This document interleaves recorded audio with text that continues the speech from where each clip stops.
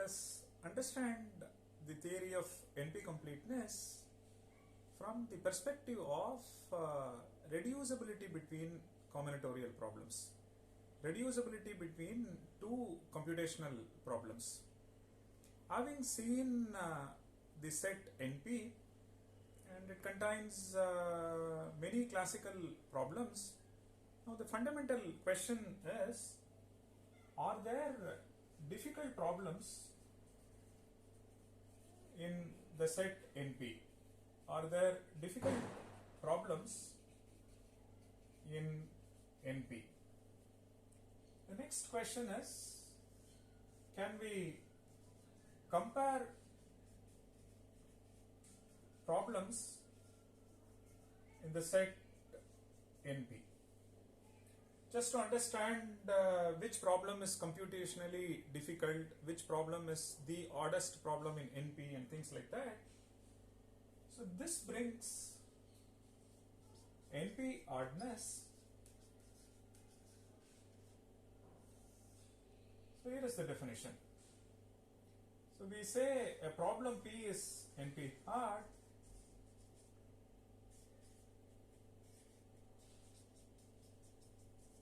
if every problem in NP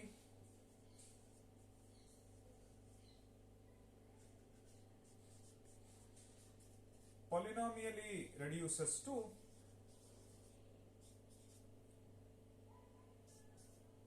P. So this polynomially reduces to, we need to understand carefully, this is a deterministic polynomial time reduction. So every problem in NP, please note, every problem in NP polynomially reduces to P. So we write like this, and for all x belonging to NP, x polynomially reduces to, this is a polytime reduction, to the problem P. If this happens, we say P is NP hard. So what is the significance of this reduction, or what is that one can infer from this, is the following. First one is this: every problem polynomially reduces to P, which means P is the oddest problem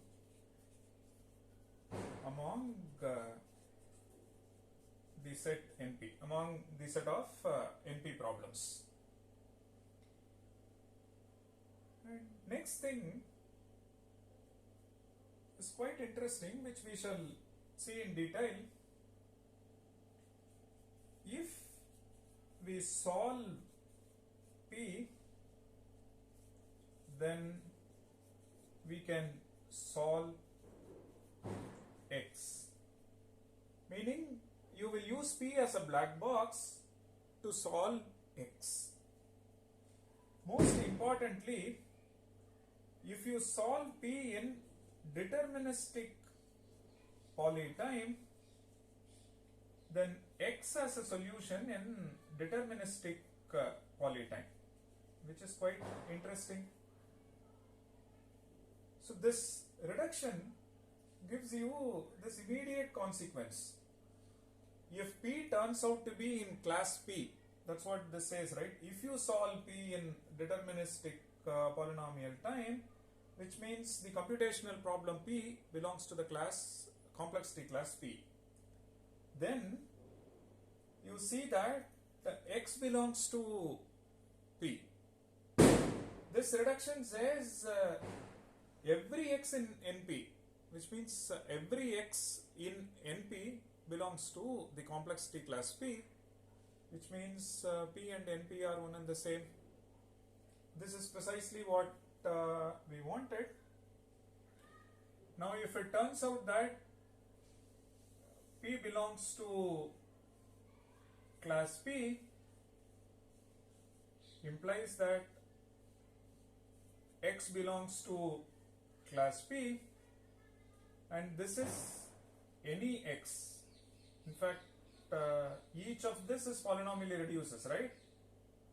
And this implies that the class P is same as class NP. Fine.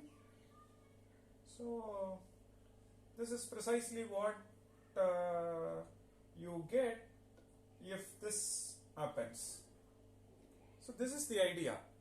In an attempt to understand the difficult problem in NP, we compare two problems in NP and we identify the oddest problem in NP.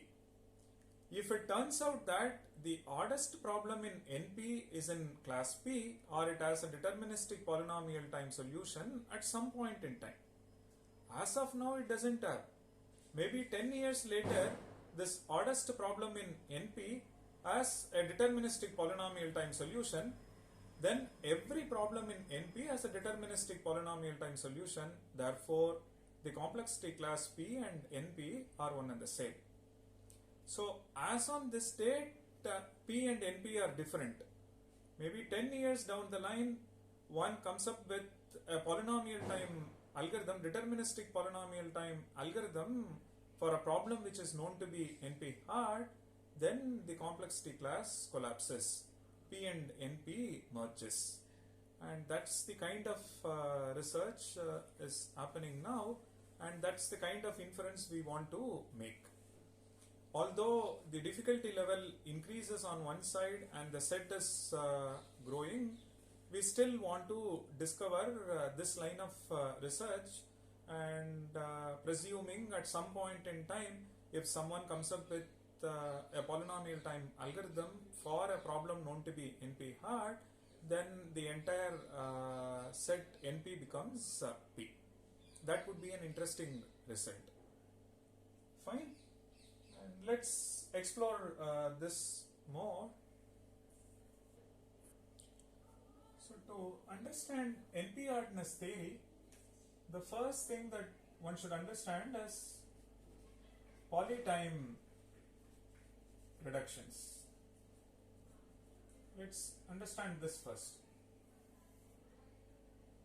Let's assume we want to solve sorting using find min as a black box. So if this is our objective, what is that we are trying to do? So it's like this. So we want to use find min algorithm as a black box to solve sorting. Oh. Sorting problem takes an integer array as an input and outputs some permutation of A. Okay. It outputs a sorting sequence which is some permutation of A, the one that is in increasing order. Now how do we solve this using this as a black box? This algorithm takes A as an input and it returns minimum. So the idea is this: you invoke find min by passing A, then you get min. This you will output at A of 1. Then what you do, you call this again. You call this again with A minus minimum 1. The first minimum, let me call it as min 1. Then ask for find min for the modified array. It again returns min, and that you place it at A of 2. Then remove that from array. So A minus min 1 minus min 2. Pass it to this black box. It returns min, and place that value at A of 3. So like this, you make n number of calls or order n calls to Feynman black box. And if we make order n calls to Feynman black box, and during the first call you get first minimum, then second minimum, third minimum. The moment you get nth minimum, you stop your algorithm. What you have is precisely a sorted sequence. Correct? Now let's analyze the complexity. So cost of Feynman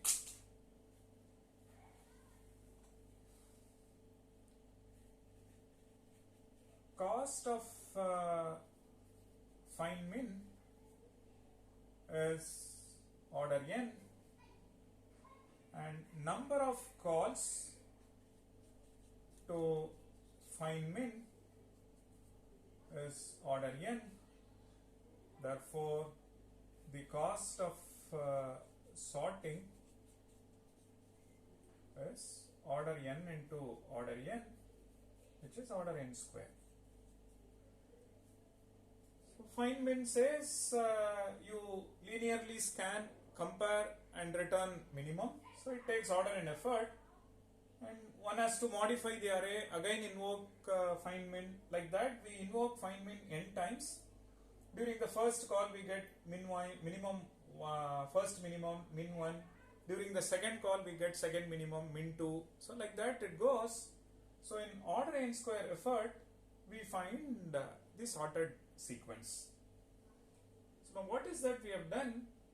We have solved this problem using this as a black box, and these two problems are polynomially related. Sorting and Feynman, they are polynomially related. So there is a polytime reduction, or they are polynomially related. So you use this one as a black box. It's a polytime reduction, meaning you make polynomial number of calls, and each call to the black box incur a polynomial effort. So overall it is a polytime reduction. So when we say reduction, we solve one problem using an instance of another problem. So we modify the input to sorting problem as an input to Feynman algorithm, and we look at the solution and appropriately map it to solution. The solution to Feynman is appropriately mapped to solution to sorting. Then again modify the input and invoke Feynman with appropriate input. It returns a solution, map it to solution of sorting. So like that we keep doing it, and it turns out that one can solve sorting using this as a black box, and it incurs order n square effort. Now similar thing is what we want to do in the context of NP. So in the context of NP,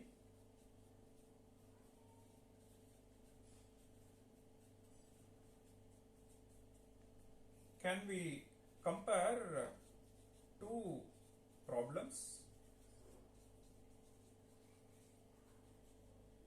say P1 and P2? Can we solve P1 using P2 as a black box?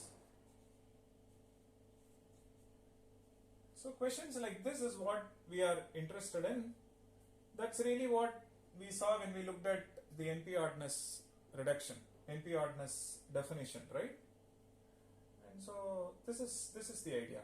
So now what we will do, having seen click, vertex cover, independent set, let's see can we relate these problems, and subsequently can we bring out supposing I solve click in polynomial time, can I use that as a black box to solve, say, independent set, say, vertex cover problem? All that we shall see next.